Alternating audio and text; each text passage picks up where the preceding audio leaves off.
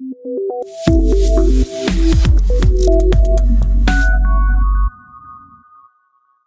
there, welcome to CodeChef. Today I'm going to be discussing the project Password Generator, which is from the course Python project for beginners. So yeah, let's get into it. So let's first look at the flow of the project and what our outcome of this project will be. So what we're going to be doing first is we're going to take input from the user. So we're going to ask the user for the length of the password and whether or not the user wants a numeric character or whether or not the user wants a special character in the password. So first we're going to take input for the length of the password from the user, which is going to be n, and we're going to give a yes or no option for special characters and use numbers. So first, how this works is, first we have to generate a random password of length n-2. N is the length given by the user. And the thing to be noted is that the first character of the password will always be a letter, no matter what. You cannot make it a number or a special character. It will always be a letter. And then secondly, if we have given use numbers as yes, that is the user wants to use number in their passwords, then we are going to add a random number to the end of the password. But if the user does not want numbers, then we're going to just add one more letter to the password. And same way for special characters. If user wants special characters, a random special character will be added, or else another letter will be added. So let's look at how the outcome of the project is. I'm going to give the length as 3, and then I want special characters and numbers. So as you can see, the first letter is always an alphabet. Next we have the number 9 and @ symbol. So let us think more about how this password generator, how it's actually going to be constructed. As I previously told, we're going to have a length of n-2 for letters, and then n-1 for numbers, and then at the end it should be total length of n over here. So the code given over here is to generate a random password which consists of only letters, and the letters are from A to H for right now. So first we're importing the random module from Python, and then we're importing the string module from Python. So first what we're going to do is that we're going to define a string which contains the characters from which we want to choose our password from. So out of this, Python will randomly choose a letter for the password. So we're going to initialize an empty password variable, which is going to be our final password. As you can see, we initialized it, it's empty. And now, why we have used underscore over here in this for loop? So when we have used underscore, what that means is we do not care about the number of iteration going on. Why the loop range is 4 is because the length of the password which you want is 4. And over here is the actual adding of letters to the password. We have the random choice function from the random module, which basically is going to choose a random character from this string, and then that is going to be added to this password variable. So it's going to happen 4 times because we are in a for loop which is going to occur 4 times, and hence we'll have a password of length 4 characters generated from this string, and then we're going to print the password. So let me just run this once. So here we can visualize the code. So basically this is the for loop which I'm looking at right now. So first the value of the iteration is 0 and the password is null because it's initialized as null over here. And if I give next step, first it's going to initialize as f, which is randomly chosen from the string. Once again, we're going to increment this by 1 because 1 iteration has been done.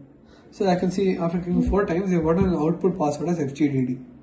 So in this particular code, we're going to learn about the random choice function, which is provided by Python's random module, which you have imported over here.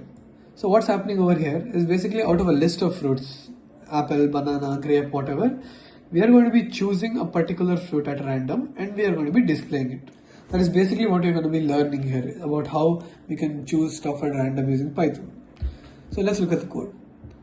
First, you're going to import the random module for the random function, and we're going to define the list which consists of all the fruits. And now comes the actual selection. We're going to choose a random fruit out of this list and assign it to this particular variable. So how this function works is, here you give the input list or string or whatever, and the output will be given and stored in this variable. First, we're going to print out all the fruits using this particular line, and after that we're going to print out the random fruit which is selected out of this list. So how this works is basically we're going to give the first index and the last index. Now you might be wondering, why is the index length -1?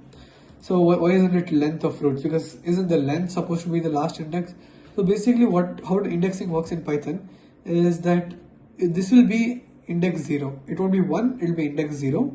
This will be 1, this will be 2, this will be index 3, and this will be index 4. So the index will be 0, 1, 2, 3, 4. But what we get as an output from len fruits over here is we are going to get the number of items in the list, which is 5. We have 5 fruits in here: apple, banana, orange, grape and kiwi. But then how indexing works is it will always be one less than the number of items in the list. That is, if I have a list of 7 items, my last index will be 6 because we start from 0 over here, hence the -1. So over here our length is 5 and 5 minus 1 will be 4, which is the index of kiwi, which is the last index in the entire fruits list. And out of this we are choosing a random index, which is done using this and stored in this. So next what we are doing is we are going to actually print the element is present at that index, the random index which we got before. So let's say over here the random index I got was 3. So what is 3 over here? 0, 1, 2, 3. 3 is grape. So let's say I got a random index of 3, then I would print out grape over here. So basically we are assigning random fruit to the particular random index which we got over here, which will give us grape. For example, let's say index is 3, then we will get grape, and then it's going to print out random index is 3 and the randomly selected fruit is grape. So you can see it's first listed out the number of fruits. So the first randomly selected fruit is banana, and coincidentally the randomly selected index is 3 and the randomly selected fruit of that index is basically grape because it's 3. So what we will be doing in this particular subtask of the password generation project would be to create the actual strings for the alphabets or the numbers or the special characters, and let's proceed and see how it works. So in this particular subtask, let us create a password of length 8, and then the first 6 characters will be a random letter, bunch of random letters, and then the 7th character will be a number and the 8th character will be a random special character. Remember, each one of these are random. So first we're going to import the random module, and then we're going to import the string module, and then we're going to define generate password function where we give the alphabet string and the number string and the special character string, out of which we have to randomly select a particular character for the password. So we have set the rules over here. So first what we're doing here is we're initializing the password as empty using these 2 empty quotes. And then what we're going to do, we're going to put the dot join function, which basically adds to the particular string, which is password over here. And in the dot join function, what will we be adding? So we're going to give over here random choice from string char, which is basically the string of alphabets, and for underscore in range 6. As I told previously, underscore is a placeholder because we do not care about the number of iterations in this particular loop. Hence underscore will be a placeholder in the range 6. Which means that it will generate 6 random letters from this. Not generate, it will choose 6 random letters from this alphabet string. So first 6 letter will be random 6 letters. And now when we come to the digit, so what we are going to do is to this password which you got, 6 characters which you got over here, to that we're going to add a random number. So we have chosen random choice to string num, which is the number string. So what is this plus equal to mean? Plus equal to basically means, instead of writing let's say p equal to p plus 1, I can just simply write p plus equal to 1, which is the same as p equal to p plus 1.